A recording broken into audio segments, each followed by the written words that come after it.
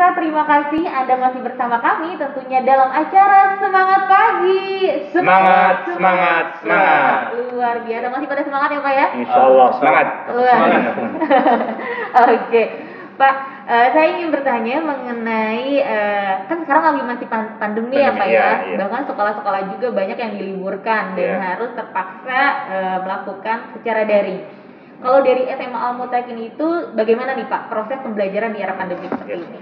Alhamdulillah kami di SMA Mutakin walaupun dalam pandemi tapi pendidikan tidak boleh mati suri.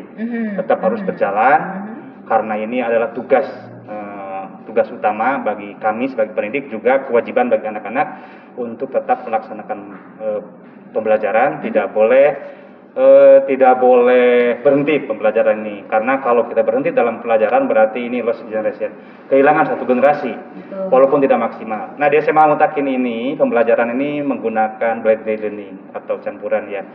Alhamdulillah kalau saya melihat respon dari orang tua, dari anak-anak sangat baik sekali, karena kami setiap pagi itu ada Zoom meeting ya, terus ada meet up wali kelas juga menyapa anak-anak setiap pagi. Nah, alhamdulillah dengan begitu ikatan emosional antara guru dengan peserta didiknya terjalin. Jadi bukan hanya masuk memberikan tugas saja misalkan lewat PCR, tapi kami juga ada Zoom meetingnya setiap. Ada interaksi. Jadi nggak ada tatap maya antara guru dengan muridnya, sehingga tetap akan terjalin. Yang berikutnya adalah bukan hanya pembelajaran ya atau transfer of knowledge, bukan hanya ilmu pengetahuan, tapi kami juga tetap memperhatikan bagaimana pendidikan karakter di masa pandemi. Di antaranya karena kami tidak bertatap muka secara langsung, maka kami juga menyampaikan informasi kepada orang tua atau melalui WA grup wali kelasnya dan lain-lain. Dan ada yang berjalan ini adalah ada mabit online.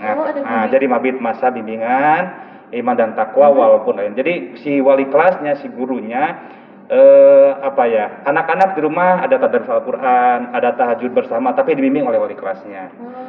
Jadi tetap berjalan. Jadi dipantau juga. Jadi bukan hanya laporan ini. Bukan hanya laporan. Jadi kita pakai Zoom, jadi kelihatan anak-anak sedang baca Quran, jadi anaknya melaporkan kepada gurunya. Oke, luar biasa sekali. Jadi pandemi ini tidak menghalangkan program-program yang sudah berjalan juga ya Pak ya?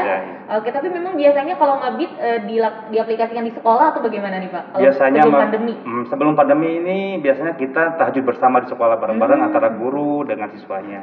Nah, ini bedanya dilakukan secara virtual. Anak melaksanakan kegiatannya tidak ada yang dirubah, sama. Ada sholat, ada baca Quran atau tadarus, ada tahajud. Cuma bedanya dilakukan di rumah masing-masing. Oke, luar biasa sekali ya. Terus kalau ngobrolin tentang kurikulum pembelajarannya nih Pak, mungkin kalau misalnya tadi dilihat mungkin ini ada yang berbeda dengan sekolah-sekolah lain. Mungkin boleh dijelaskan oleh Pak Itin mungkin ya Pak mengenai kurikulum yang dimiliki oleh SMA Al-Mutakin ini. Ya, kurikulum di SMA Al-Mutakin secara garis besar itu satu, kami melaksanakan kurikulum pendidikan nasional ya. Ini adalah wajib bagi semua sekolah. Kemudian yang kedua adalah diperkaya dengan kurikulum muatan lokal khas LKI Al-Mutakin. Nah, penguatan kurikulum lokal inilah yang menjadi salah satu nilai plus yang di Al-Mutakin. Misalkan dalam pelajaran agama, kami mengembangkan pelajaran agama itu satu menjadi dipecah lagi, ada akidah, akhlak ya, ada akidah akhlak, kemudian ada fikih, ada sejarah kebudayaan Islam. Kemudian di pemahaman Al-Quran kami juga ada pelajaran khusus tentang pemahaman Al-Quran terbagi jadi dua. Satu ada tafsir Al-Quran, kedua ada yang tahfidz Quran. Jadi ada tafsir, ada tahfidz. Kemudian di tafsir Quran juga ini tergantung segmen program sekolahnya. Artinya segmen kelasnya. Kalau kelasnya itu adalah anak memilih program sains Quran, maka dalam programnya itu ada pelajaran tafsir sains. Nah, seperti itu. Kalau yang kelas reguler, maka pelajaran tafsir ayat-ayat pilihan. Nah, jadi ini salah satu pembedanya. Bukan lagi kalau yang lainnya dalam mulok itu ada bahasa Arab ya. Bahasa Arab menjadi salah satu ciri khas di SMA Mutakin. Kemudian diversifikasi lainnya adalah dalam sisi pelajaran bahasa Inggris. Nah, kurikulum nasional kan sangat terbatas untuk bahasa Inggris. Maka kami di SMA Mutakin ini kurikulumnya ada English Conversation. Jadi ada jam khusus, jam percakapan khusus bahasa Inggris. Kemudian khusus kelas 11, kelas 12 itu ada namanya pembelajaran khusus namanya TOEFL ya, untuk bagaimana anak-anak terstandarisasi kemampuan bahasa Inggrisnya gitu, seperti itu. Jadi inilah yang membedakannya menjadi ciri khas di SMA Mutakin. Kemudian satu lagi yang membedakan dari Al-Mutakin itu anak-anak sudah terbiasa dengan yang namanya bagaimana memahami soal-soal masuk perguruan tinggi sejak kelas 10. Nah, karena setiap bulan ada program tryout gitu kan. Jadi bagaimana membedah soal-soal masuk perguruan tinggi sejak kelas 10. Sudah dibiasakan. Minimal anak mengenal, kemudian diteskan. Meskipun materinya ini Pak, ini belum nyampe materinya, tapi minimal kamu tahu ini loh. Kalau perguruan tinggi soalnya kayak gini gitu kan. Sehingga ketika akan tes perguruan tinggi, oh kayak begini, makanya mereka harus siap sejak dini. Ya tadi sesuai dengan nilai dasar yang ke-8 ya, di Al-Mutakin ada 8 nilai dasar. Yang terakhir itu ada menjadi raw input perguruan tinggi. Nah, menjadi raw input perguruan tinggi dari sisi kurikulum juga anak tidak hanya bisa masuk perguruan tinggi, tapi bisa mewarnai gitu seperti itu.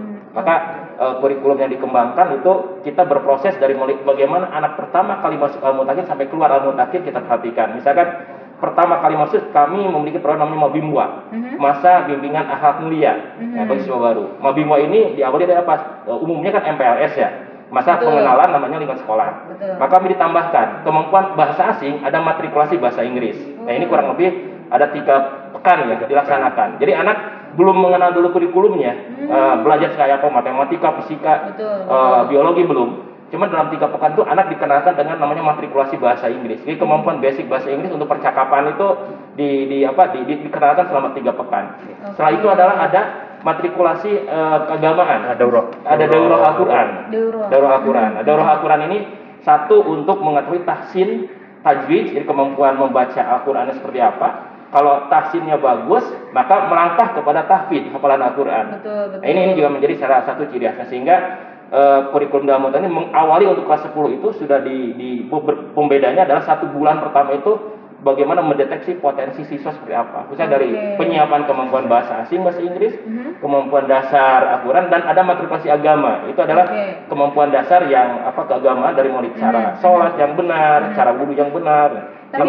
Tapi ya ditambah lagi nih ada proposal hidup. Proposal hidup ini yang beda dengan yang lain. Jadi ketika masuk kelas 10, anak-anak ini membuat proposal hidup. Dia mau jadi apa? Jadi anak sudah mengenal potensi dirinya dan kelemahan dirinya. Sehingga nanti dia mau jadi apa? Nah ini leading sectornya ke BK. Sehingga nanti anak-anak sudah tahu, oh potensi saya di mana. Saya misalkan mau jadi dokter, oh berarti saya harus perkuat di biologinya. Jadi sudah ada buat proposal hidupnya. Sudah diarahkan, sudah direncanakan dan nanti diarahkan. Nah, itu anak sendiri yang membuatnya. Jadi kita dari guru hanya mengarahkan saja. Terus yang kedua dari situ turunannya adalah dari kelas 10 itu ada TO untuk perguruan tinggi, TU TBK. Setahun itu kurang lebih 8 kali. Nah, jadi kelas 10 8 kali, kelas 11 8 kali, kelas 12 ini kita fokus hanya belajar kurikulum 5 semester. Semester ke-6-nya difokuskan untuk persiapan perguruan tinggi.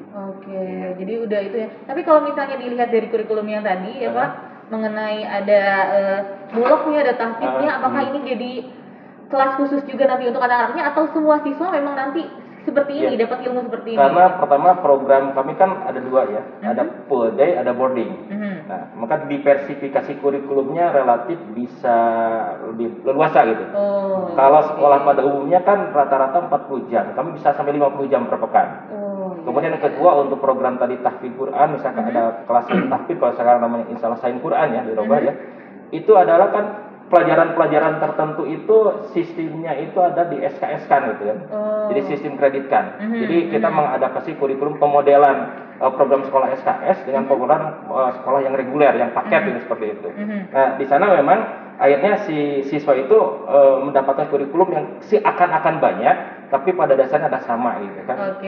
Artinya tidak terlalu membebani secara kapasitas kemampuan usia remaja gitu seperti itu. Karena pertama tadi jamnya itu di pukul, ini bicara normal dulu ya, 7.20 sampai dengan pukul 15.30. Nah itu adalah ada tambahan-tambahan jam tertentu yang akhirnya memungkinkan diversifikasi kurikulum. Luar biasa sekali. Nah ini mungkin udah menjadi minat juga nih untuk sebagian orang ya Pak ya, berminat ingin sekolah di SMA Al-Mutakin ini, mengingat juga memiliki 8 nilai dasar tadi yang luar biasa, ditambah juga dengan kurikulum yang bukan hanya dari pendidikan nasional aja Pak ya, tapi ada mulog dan tahfidnya. Nah, seperti apa sih masuk gitu ya Pak untuk menjadi siswa-siswi di SMA Al-Mutakin ini? Bagaimana cara daftarnya? Terus adakah administrasi yang harus disiapkan apa aja seperti itu? Mungkin kita akan membahasnya, tapi setelah yang satu ini pemirsa jadi jangan kemana-mana, tetap di Semangat Pagi.